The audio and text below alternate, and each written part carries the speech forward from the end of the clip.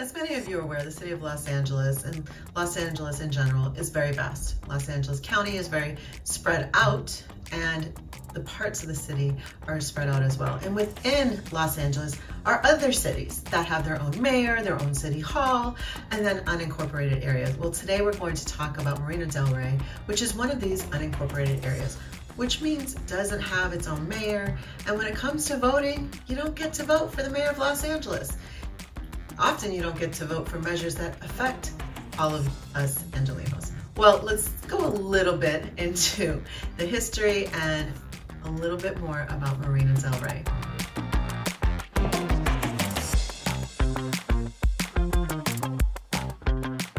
Marina del Rey is Spanish for Docks of Kings, and it is an unincorporated seaside part of Los Angeles County. And the marina, which includes both residential, some light commercial, and office facilities, is a major boating and water recreation destination for the greater Los Angeles area. Marina del Rey has, as I mentioned earlier, the largest man-made small craft harbor with slips for 5,000 boats, and the area is a popular tourism destination for both land and water activities, including paddle boards, kayaking rentals, dining, cruises, and yachts. Now, because Marina del Rey is right against the ocean, there's a lot of activities to do on land, like bicycling, rollerblading, walking paths along the waterfront, bird watching, watching wildlife, looking for that occasional dolphin, and even the whales that visit once in a while. The harbor itself in Marina del Rey is owned by Los Angeles County and managed by the Department of Beaches and Harbors.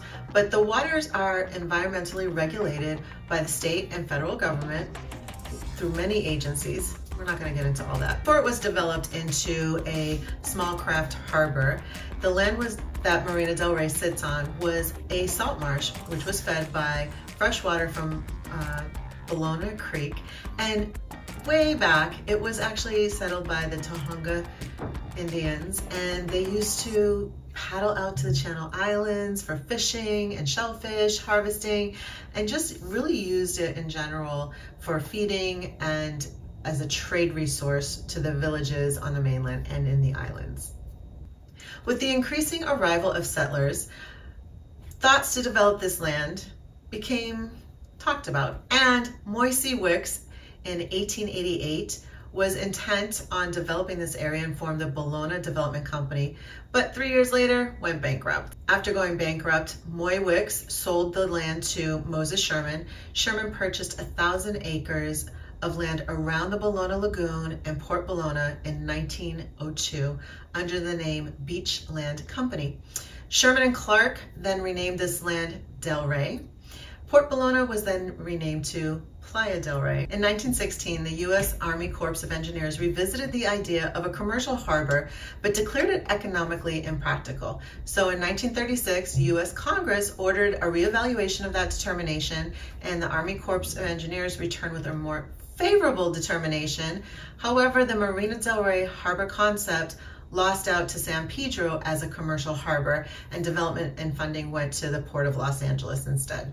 In 1949, the U.S. Army Corps of Engineers submitted a very elaborate $23 million plan for the marina with mooring space for over 8,000 small craft boats. And in 1954, President Eisenhower signed Public Law 83-780, authorizing a study of the creation of the marina as a federal project. After several years of legislation wrangling, Public Law 87-402 renamed the Playa del Rey Inlet and Harbor as Marina del Rey. Groundbreaking began shortly thereafter during the early years of the Kennedy administration. When the construction was almost complete, the marina was put in danger in 1962 to 1963 by a pretty severe winter storm, and it caused millions of dollars in damage to both the marina and a few of the boats that were already anchored there. A plan was put into effect to build a breakwater at the mouth of the marina, and the Los Angeles Board of Supervisors appropriated $2.1 million to build it. April 10th, 1965, Marina del Rey was formally dedicated. Later, the investment turned sour, and now we have Marina del Rey. As Marina del Rey has built out and homes have been built, there have been very distinctive neighborhoods created. The Marina City Club is a high-rise condo building in Marina del Rey. It's built in 1974. It has 13 stories and it contains 600 condo units with living areas that range in size from 400 to 3,400 square feet. The Marina Club, built between 1970 and 1978, was the area's first high-rise and is known as the original complex of Marina del Rey. It's more of a resort style than a residence. It offers amenities galore. It's 3 distinctive curved towers with the 600 residents overlook the marina, the coastline, green hills of the city, and it's definitely been a place that many have called home who desire to be high with a view of the ocean and a view of the city. In addition to valet parking, banquets and conference facilities, full security, the complex has a tennis club with 6 different tennis courts, 3 racquetball courts, 2 paddle tennis courts, and a ping pong table, and 16,000 square feet of a fitness center with classes, 3 swimming pools, trainers, nutritionists, bars, restaurants, cafe. It's literally like its own compound. The boating community at Marina del Rey, again, 3,000 boat slips, and it's located along the basin in front of the Ritz-Carlton and the Marina City Club. Slip sizes range from 25 to 118 feet. You can fit a pretty large yacht at 118 feet. Marina Harbor is nestled along Palolong Way, and this area has stunning marina views and direct access to waterfront, pass, yachts, and dining. There are many apartment buildings here, and it's a highly desirable rental area for renters looking for that resort-style apartment amenity living. Marina Peninsula is a part of Marina del Rey that contains 1,693 total residents. Homes range in size from 445 square feet to 8,462 square feet. But on average, the homes here are smaller, about 2,166 square feet. Typical home here is about a 2 or 3 bedroom condo or townhome, and the earliest homes here were built in 1909. Marina Point sits on the north end of Marina del Rey, and it's comprised of 3 high-rise condo buildings, the Azuria, the Cove, Regatta Seaside.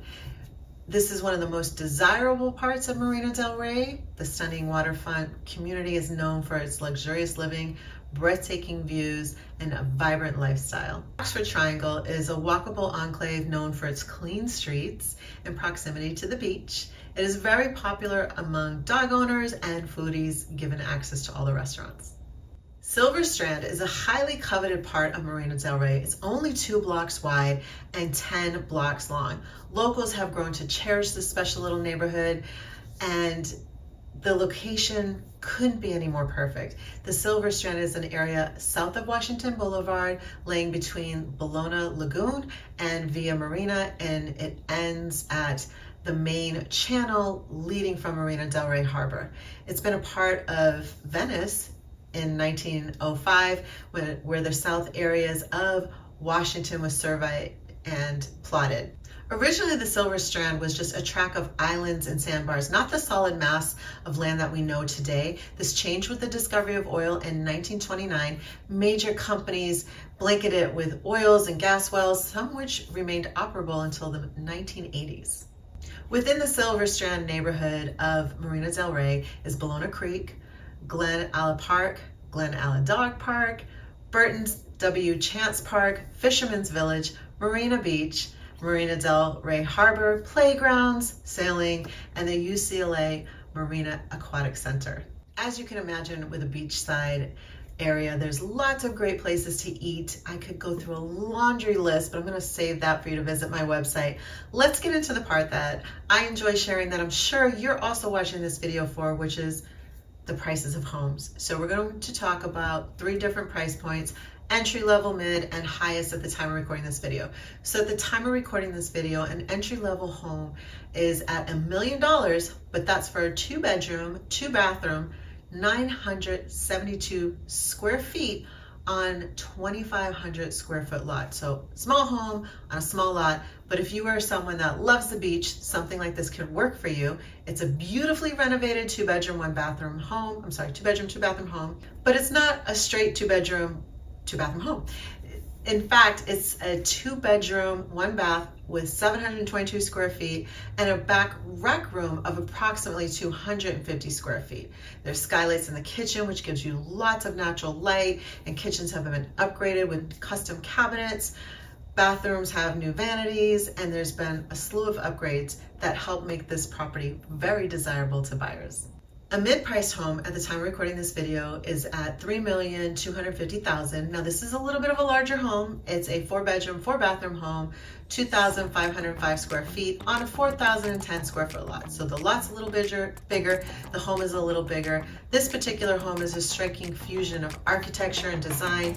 It's a gated single-family residence in Marina del Rey's Oxford Triangle neighborhood, and it sets a new standard for modern coastal living.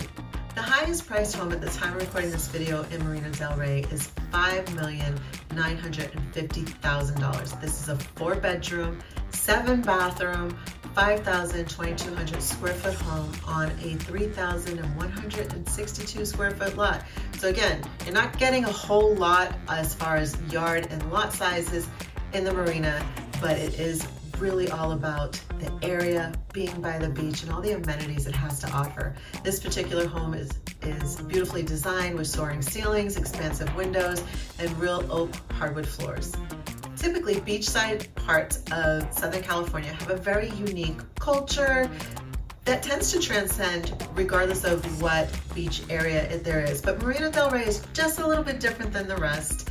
And it definitely is a destination spot. As I mentioned, if you're a foodie, it's very popular due to a variety of restaurants, a variety of seafood restaurants at that, and just the walkability, and again, the fact that you have boats, yachts, and the ability to go and rent them or have a party on them, it truly stays a hot happening spot.